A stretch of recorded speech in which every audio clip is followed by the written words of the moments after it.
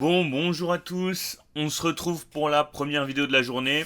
Je me permets de faire cette vidéo avant d'analyser les actions que vous m'avez demandé d'analyser. Je vais faire ça dans une vidéo là d'ici ce soir, que je mettrai certainement sur YouTube avec des tickers, parce que j'ai eu une ou deux conversations qui sont assez vraies. C'est vrai que je passe du temps sur des actions qui sont pas forcément quali, ça fait des grosses vidéos.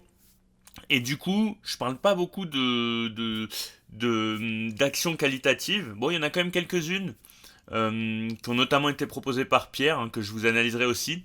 Mais c'est vrai que ce que je vais faire, quand on a une action qui est pas trop quali, je vais essayer quand même d'aller vite. Mais mon objectif, c'est quand même de vous expliquer pourquoi, personnellement, je la trouve pas qualitative et qu'on puisse quand même avancer. Euh, Là, j'ai l'impression quand même que faut, faut tous qu'on ait en priorité déjà le fait de ne pas perdre d'argent. C'est une première étape.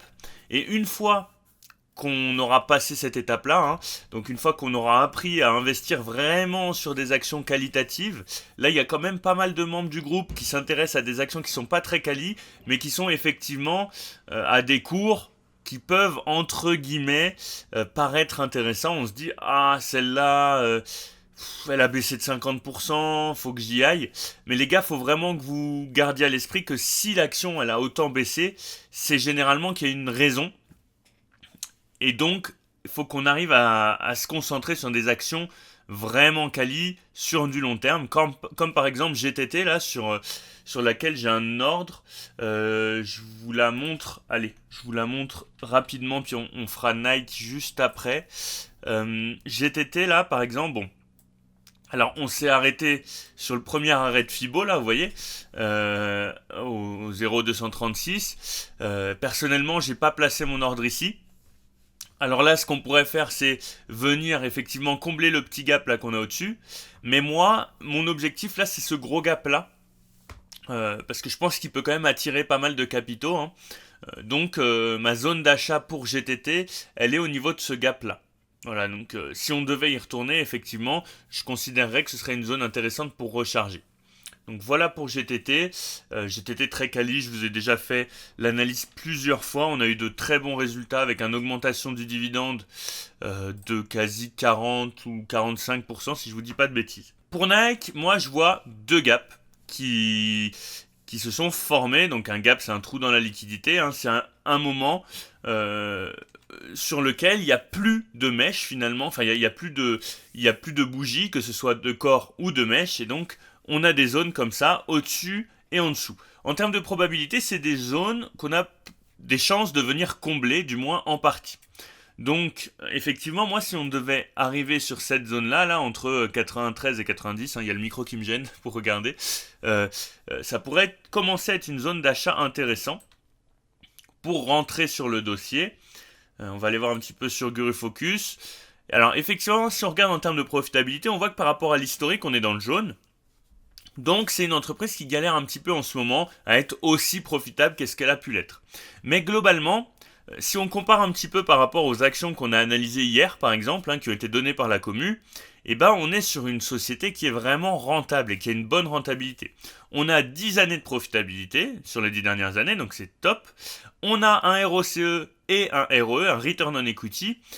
Donc c'est des indicateurs qui permettent d'évaluer la rentabilité de l'entreprise, qui sont au-dessus de 20%. Généralement, là, dans les actions qu'on a analysées dernièrement, on était en dessous des 10%. Et personnellement, en dessous de 10%, je fais attention.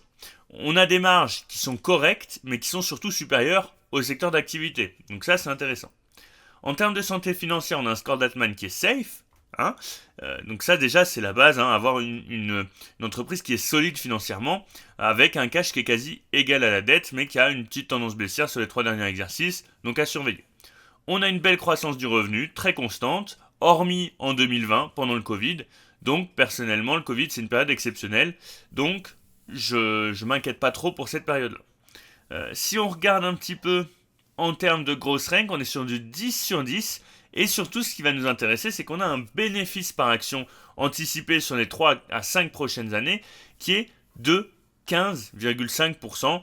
Donc, au-dessus de 10%, personnellement, je considère que c'est assez intéressant. En revanche, on a un revenu qui va avoir une croissance moyenne, mais globalement, nous, ce qui nous intéresse, c'est plus le bénéfice par action.